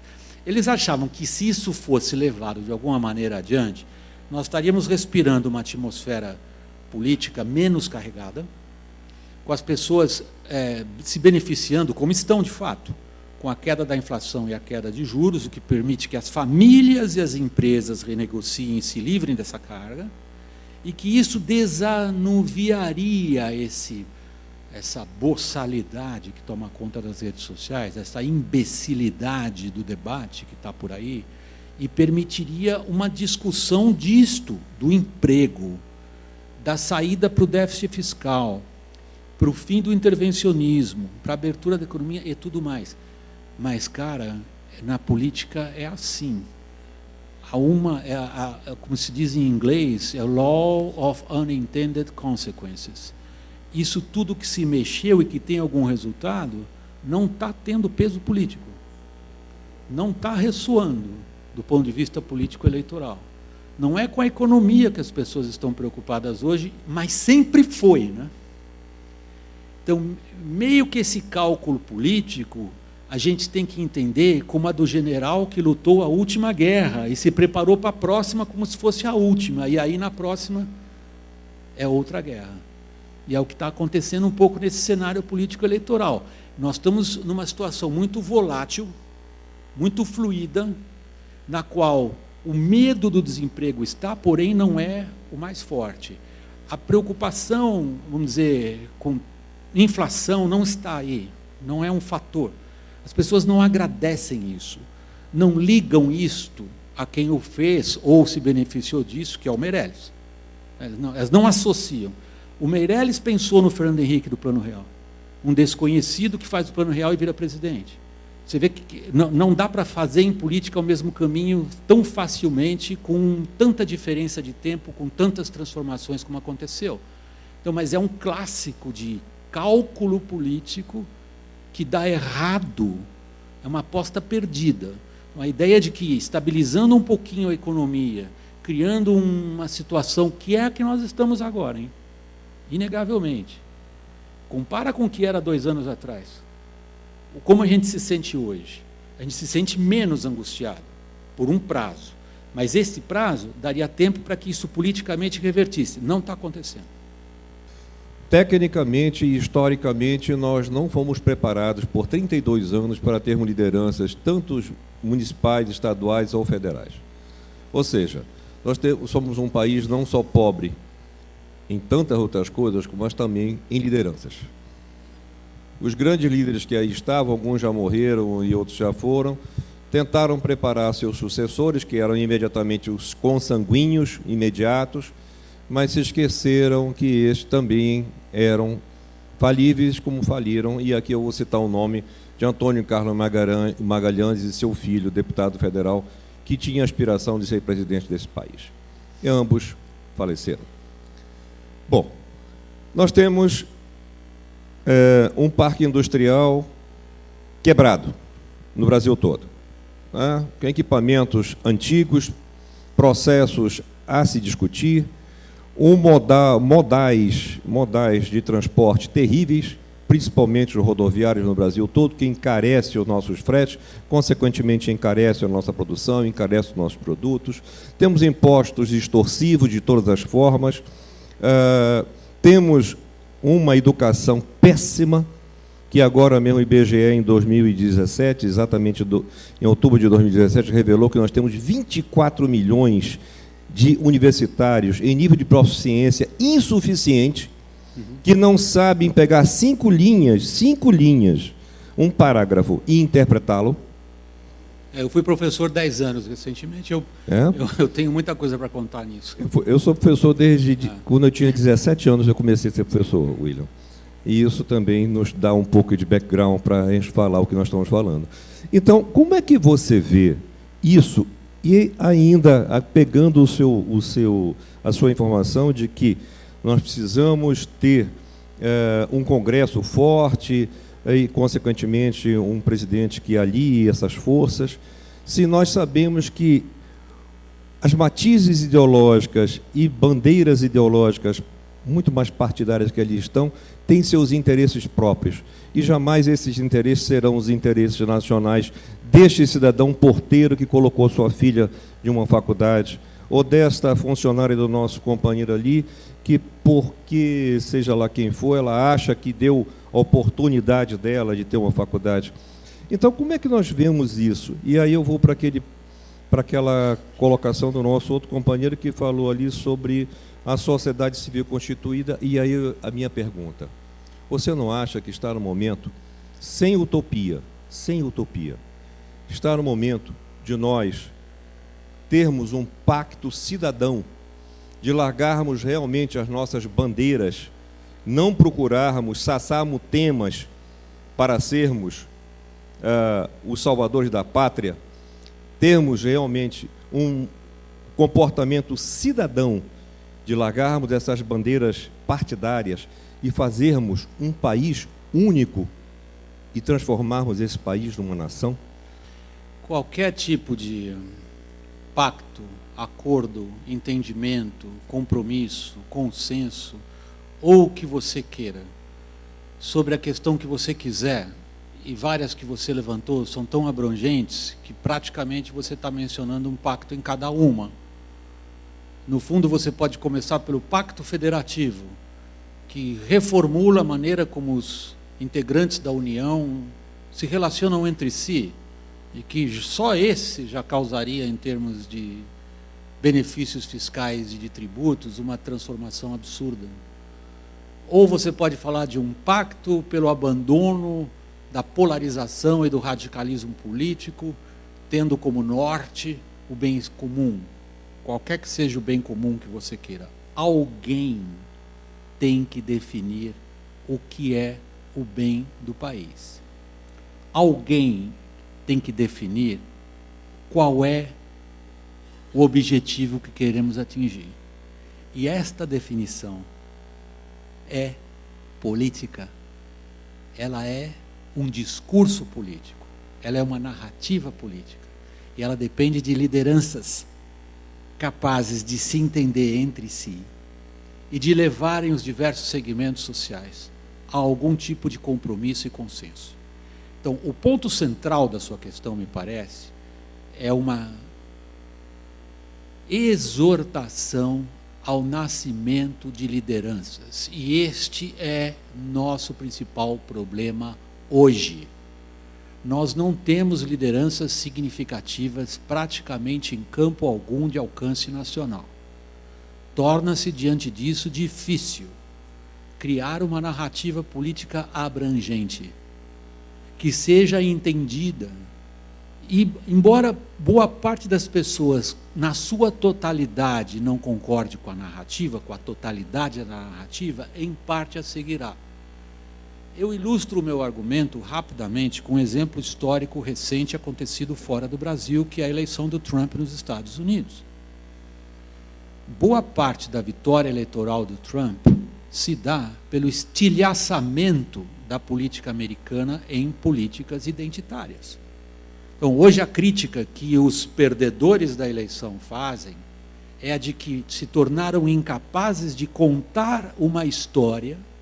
Por isso a minha ênfase na narrativa política, na interpretação dos fatos e da realidade, e na capacidade de trazer as pessoas para essa interpretação. Os perdedores da eleição para o Trump reconhecem que não foram capazes de falar para o conjunto da sociedade e se dedicaram a defender interesses de grupos identitários, que, por mais legítimos e aceitáveis que sejam, não são os interesses da coletividade, da comunidade, da nação, da sociedade, do país. Não me importa a palavra que você use aí. No nosso caso, o que realmente eu acho que é um problema que a curto prazo conseguiríamos talvez imaginar que ele se encaminhasse, é o de surgimento de lideranças. Lideranças que não precisam ser de uma cor só, mas capazes de puxar grupos e levar a um consenso e romper a situação em que nós estamos. Porém, essas lideranças dependem do engajamento das pessoas, dependem das pessoas gostarem de fazer política e de atribuírem essa representatividade a essas lideranças. Isso está acontecendo em parte, mas acontece muito em rede social e pouco na rua. Considerando esse cenário aí de pauta, que a pauta vai possivelmente se restringir nas eleições à questão da corrupção e da segurança, e se eventualmente candidatos com estas bandeiras, né, vierem a ser eleitos, qual é o impacto disso na política de Estado, sobretudo na economia, daqueles que vão vir com esse discurso, mas que sem tocar na parte econômica, nas propostas econômicas. Isso pode ter um impacto negativo de, não vou entrar nessa seara porque o meu discurso na campanha foi tão somente segurança e corrupção, ou você acha que isso pode ter até uma facilidade maior de tratar desses assuntos nas questões econômicas, reforma previdenciária, já que foram questões que não são prioritárias, pelo menos pelo eleitorado, na percepção do eleitorado. Pelo menos foi assim que eu pude captar. Eu queria saber, então, após a eleição, qual é o impacto disso? Vai virar uma política de governo ou a gente vai conseguir avançar realmente em políticas de Estado? Eu não quero dar uma aqui de conselheiro Acácio, vocês conhecem o que é o conselheiro Acácio? Está molhado porque chove. Basicamente depende de um fator inicial. Qual é o tamanho da vitória eleitoral? Quanto maior for a vitória eleitoral desse candidato, que será o nosso novo presidente ou nova presidenta, sei lá, a partir de janeiro, pode-se imaginar que mesmo sem uma imensa e bem articulada base congressual, esse indivíduo imbuído desse mandato nas urnas e entendido como honesto e corajoso pelo público, abrace causas como a das reformas estruturantes, abrace causas como a da abertura da economia, abrace causas como a da reinserção do Brasil nas cadeias produtivas internacionais, e quantas mais você quiser, começando pela questão do ataque ao déficit fiscal, portanto, de algum tipo de reforma da Previdência, e consiga, mesmo sem uma base, aproveitar isto que se chama de cacife eleitoral, de bônus eleitoral, e alguma coisa fará. Eu sou cético em relação a isso.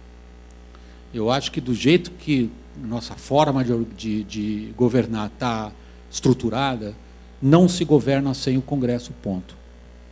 Se esse cacife eleitoral se reflete em legislação via Congresso, que mude as regras do processo político eleitoral e, portanto, já nas próximas eleições, crie o voto distrital misto, mude a estrutura dos partidos, e reintroduz uma cláusula de barreira mais séria, todas as coisas que eu acho que o Legislativo teria que fazer, e não deixar a porta aberta para o Supremo proibir, que foi o caso da cláusula de barreiras, eu acho que talvez ele tivesse um caminho pelo lado para conseguir o que é fundamental, que é base no Congresso, para poder fazer aquilo que é evidentemente impopular. É impopular porque, gente, vai afetar interesses de um e de outros. Eu não estou aqui dizendo que é bom ou que é ruim. Tem gente que vai perder, e quase todos vão perder. E convencer as pessoas que elas têm que perder é muito difícil. Isso requer uma enorme liderança política e um enorme empenho em torno disso. Então, eu não acho que, primeiro, sem uma base do Congresso, qualquer um governe efetivamente. Não vejo os candidatos que, no momento, são os mais destacados nas pesquisas, donos desta base ainda. Pode ser. Daqui até julho a gente vai ver tanta dança de cadeira que é capaz que isso aconteça, por enquanto não estou vendo. Então, para responder a sua questão de maneira bem objetiva, eu acho que isso está nebuloso, muito nebuloso demais para o meu gosto. E os mercados passaram a perceber isso nos últimos 20 dias. Parte a subida do dólar é o que está acontecendo lá fora, mas em parte essa percepção do mercado que qualquer que seja o vencedor, ele terá uma bancada que não necessariamente é a dele. Ele terá que enfrentar desafios para os quais é exigida uma capacidade de liderança e articulação que até agora a gente não vê em ninguém. Diante de uma situação política volátil, na qual delações e escândalos se acumulam e destroem reputações em 2 dias. Então, não me parece que seja um cenário dos mais risonhos esse, por isso que eu não tenho, na minha maneira de entendimento da situação política atual, grandes esperanças de que outubro, tal como está colocado agora, marque claramente, sim, vamos na direção de reformas. Como eu acho que mesmo na vitória de candidato ligado ao intervencionismo, a quebra do poder público lhe imporá restrições severas. Com o que eu mantenho, veterano e cínico como eu sou, na cobertura de acontecimentos como crises, eu mantenho sempre uma porta muito grande para a estupidez humana e para a capacidade que alguns tomadores de decisão têm de não ver o que está imediatamente na frente deles. Em outras palavras, ao contrário do que dizem os economistas, eu não acho que os dados da nossa realidade econômica signifiquem que a gente não entre numa marcha da insensatez.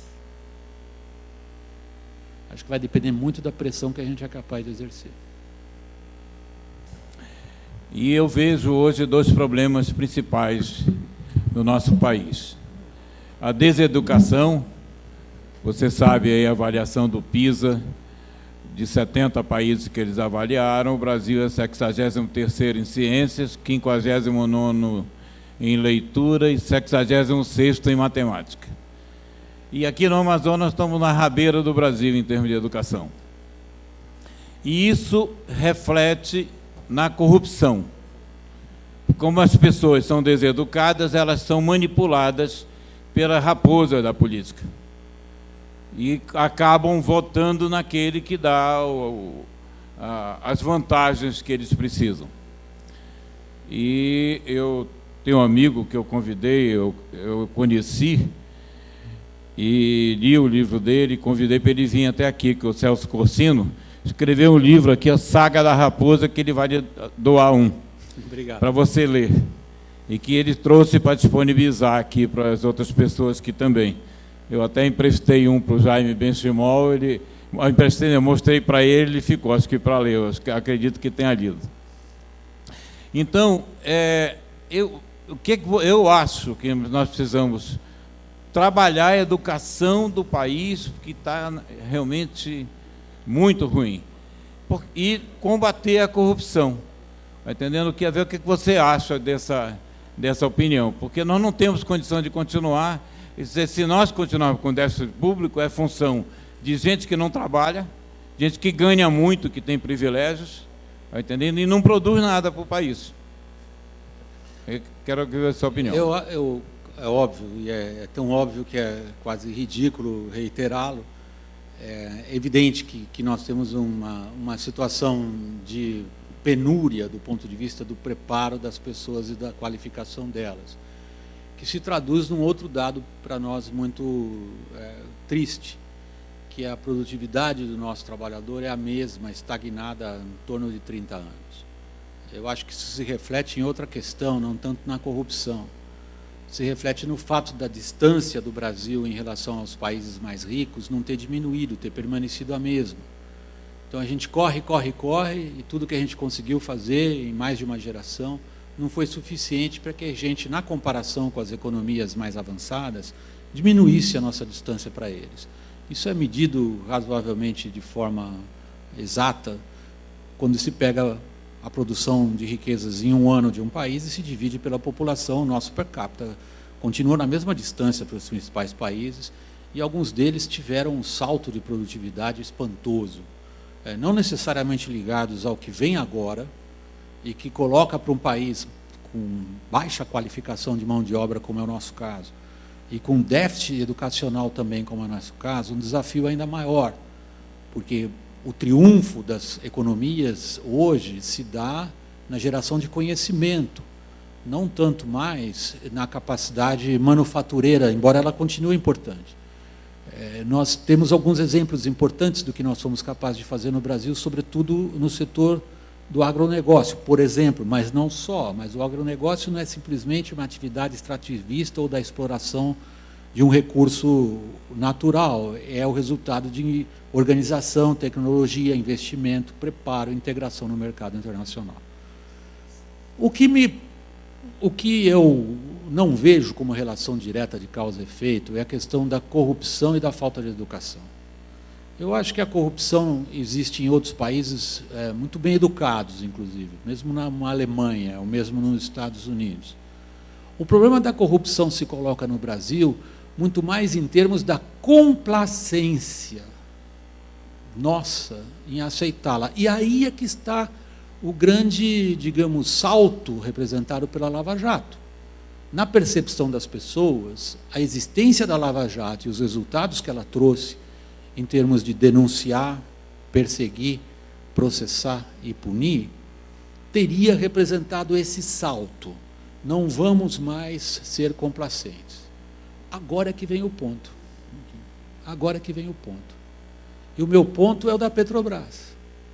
A Petrobras foi destruída e foi arrebentada muito mais por decisões totalmente equivocadas que os seus controladores tomaram do que pelo dinheiro que roubaram dela. Então, por mais que a corrupção seja, de fato, um mal que temos que reconhecer e combater, políticas como as que levaram à quebra da Petrobras são ainda mais prejudiciais do ponto de vista do país como um todo. Esse é um problema grave para se discutir hoje, porque, em geral, as pessoas dizem, pô, se o dinheiro que roubaram tivesse sido colocado na educação, a gente tinha menos gente roubando. Parece uma verdade, mas não é assim que funciona. Eu prefiro dizer de outra maneira. Se tivéssemos uma mentalidade que impedisse que decisões como as decisões que foram impostas à Petrobras e que as decisões fossem tomadas pelo bem coletivo, nós deixaríamos o coletivo e seus indivíduos trabalhando sozinhos e eles melhorariam esse padrão ruim que você descreveu hoje. A pergunta que eu vou fazer para ti é o seguinte: parte do problema que nós temos no Brasil, ele é decorrente das coisas boas e algumas coisas ruins que a Constituição de 88 ela impôs. Ou seja, nós estamos engessados por algumas coisas. Você acha que seria um bom tema de campanha que fosse pensado em fazer uma nova Constituinte? E, caso positivo, você acha que isso seria bom ou ruim para a economia? Se você falar em termos abstratos, se a gente não está contente com o texto legal, vamos reformulá-lo, a gente pode, assim, abstratamente dizer, pô, está aqui, quem sabe, uma saída. Não é factível do ponto de vista político, nem seria interessante fazer isso agora. O que me preocupa é que o Supremo está se transformando numa Assembleia Constituinte. Outro dia eu falei isso num vídeo que eu gravei para o YouTube, depois encontrei o ministro Supremo e estava puto comigo. Porra, vou falar um negócio desse. Eu falei, mas vem cá, cada um de vocês tem a própria Constituição, né? Quer dizer, a gente espera que seja uma interpretação, digamos, técnica do texto legal, e, na verdade, o que a gente vê é um grupo, deixou de ser uma Suprema Corte e um colegiado, para se transformar um grupo de doutos senhores, cada um deles com uma interpretação peculiar do que seja este ou aquele dispositivo constitucional. Então, para falar cinicamente, na prática, já temos uma Assembleia Constituinte. Ela não foi eleita, mas ela está lá, operando, ela está mexendo na Constituição. Começou quando cassaram a Dilma, quer dizer, cassaram o mandato dela, mas não os direitos políticos. Isso aí já foi uma mexida na Constituição. De lá para cá veio vários outros exemplos. Então, a questão da Assembleia Constituinte, em geral, num ambiente político desses, não é uma boa ideia. A Assembleia Constituinte funciona no momento de ruptura, como aconteceu na ruptura do regime militar para o regime democrático civil. Nas atuais circunstâncias, eu acho que se a gente mudasse algumas coisas infraconstitucionais que não tivessem que envolver a maioria na Câmara, nós iríamos melhor. A minha fórmula do bolo é mexer no sistema político eleitoral, é atacar a crise de representatividade, é mudar para o voto distrital, pôr a cláusula de barreira, começar a ver se a gente começa a canalizar essa energia toda que a gente detecta hoje em todos nós, em relação a estruturas que a gente conhece. Acho que, óbvio, se houver uma implosão, que no momento eu não vejo, mas se houver uma catástrofe, tudo arrebentar, e vai ter que sentar e escrever outra Constituição, mas não acho que seria, do ponto de vista político, um passo a ser dado agora. Bem, eu vou fugir um pouco da política, porque eu sou político e convivo com essa dificuldade que você coloca aqui. Mas, nessa linha do que você colocou, eu entendo que vai ser muito difícil nós mudarmos a Constituição. Não, no momento não. Muito bem. Mas eu acho que existem coisas, e vou dar um exemplo na área da economia, na área da administração, do direito tributário, enfim, coisas simples que poderiam ser mudadas e melhorariam muito o ambiente de negócios.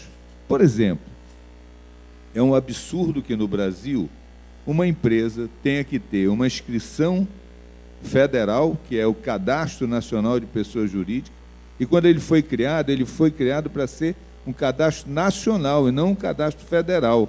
Ocorre que os estados resistem e cada estado quer ter também a sua inscrição estadual. Aí vem 5.500 municípios e dizem, não, eu quero ter a minha também. Eu tenho uma empresa. Então, veja, não seria lógico e racional? Esse é um exemplo de você ter uma única inscrição. Isso é uma lei complementar federal estabelecendo essa regra e estabelecendo prazos progressivos para os estados e municípios aderirem. Então, muito da nossa crise é a crise da federação, porque o município puxa para um lado, o Estado puxa para o outro, e na hora que se consegue resolver o problema, vem o Supremo não, um ministro do Supremo, e desarruma tudo, como foi agora a questão dos cartões de crédito. Eu era prefeito e a luta era que o cartão de crédito pagasse ISS onde ele for passado. Isso era uma briga, porque o Bradesco não queria. Ele queria que fosse lá em Osasco, porque tinha uma alíquota bem pequena. Muito bem, depois de muita confusão, em dezembro de 2016, os prefeitos conseguiram isso, para valer a partir de 1º de janeiro de 2018, 2017, para adequar a legislação. Entra em vigor, o equivalente à FEBRABAN entra com uma arguição, uma ADIM, e o Alexandre de Moraes, monocraticamente, suspendeu os efeitos da lei. Então, hoje, o que é que acontece? O cartão de crédito nem paga em Manaus, nem paga em nenhum outro município, nem paga em Barueri, onde eles têm sede. Então, é preciso haver uma, não é bem essa palavra, mas seria uma concertação, nesse sentido de mostrar ao Supremo, o Congresso, todos conversarem, todos se entenderem. Eu acho que por esse caminho que nós estamos indo, a gente não sai da roda. Vamos ficar rodando o tempo todo. Eu acho. E parabéns pela exposição. Muito obrigado. Não, obrigado pela sua presença. Eu acho que a gente podia ficar a noite inteira aqui, se estendendo em todos esses exemplos de irracionalidades espetaculares, sobretudo no campo do cipoal tributário. É uma descrição, vamos dizer, o pessoal diz, até a brincadeira, inclusive, acho que era, não me lembro de quem é a brincadeira, que a gente não podia chamar o sistema tributário brasileiro de hospício, porque do hospício, pelo menos, a gente pode sair. E do sistema tributário brasileiro, não. Mas eu acho que o ponto que você coloca remete a dois, de muita abrangência. Não foi à toa que eu falei agora há pouco, numa das respostas, da possibilidade de repactuar a federação. Isso vai, inclusive, pelo voto, que vale mais em Pernambuco do que em São Paulo. Ou vale mais no Piauí do que no Rio Grande do Sul. Então, a repactuação da federação, um novo pacto federativo, incluiria uma reforma política de uma abrangência que hoje eu não vejo acontecer.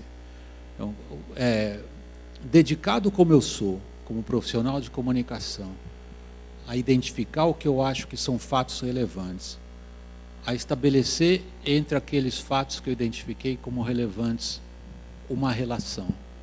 E, a partir daí, tentar antecipar como que os acontecimentos podem se desenrolar, eu não vejo esse pacto federativo acontecendo. E o que eu volto a outra tecla, que vejam como a nossa conversa em alguns momentos passa a ser repetitiva. Qualquer uma dessas posturas que você mencionou, maior racionalidade no trato de coisas pequenas que demandam lei complementar, porém que tem grande efeito. Ou uma repactuação da federação com essa abrangência. Qualquer uma dessas posturas demanda liderança e articulação. A gente não escapa disso. Então, é isto que me deixa muito aflito quando eu vejo candidatos se dirigindo ao público dizendo: eu bato na mesa e faço. Não faz. Eu sei que a resposta não é satisfatória, mas eu acho que eu tenho que ser, diante do público, sobretudo o público que vocês são, realista e honesto na minha avaliação. Ok, senhores, nós vamos ter um compromisso, eu e Ilha vamos para o Clube Trabalhador, que nós vamos disputar uma partida de basquete com a seleção da indústria que já está lá nos esperando. De forma que eu quero agradecer a presença de todos vocês aqui, em nome do Sistema Federação das Indústrias do Estado do Amazonas, e principalmente ao Ilha, que tem tido uma atenção muito carinhosa para conosco, lá na própria Confederação Nacional da Indústria. Já era para ter estado aqui há mais tempo, mas o Jandi, meu companheiro lá de Cuiabá, me roubou, mas eu tive um atrito muito grande com ele. Eu disse: não, ele vai primeiro para Manaus, depois volta para Cuiabá. Portanto, retornem às suas casas com a proteção divina. Muito obrigado pela atenção e pela presença de todos. Pessoal, é só um comercial rapidinho. Eu estou com o painel WW na internet, aberto, sinal aberto em todas as plataformas. Assistam, vocês vão gostar, a gente está discutindo os grandes temas do país. Muito obrigado pela presença de vocês, boa noite. Vai voltar em julho.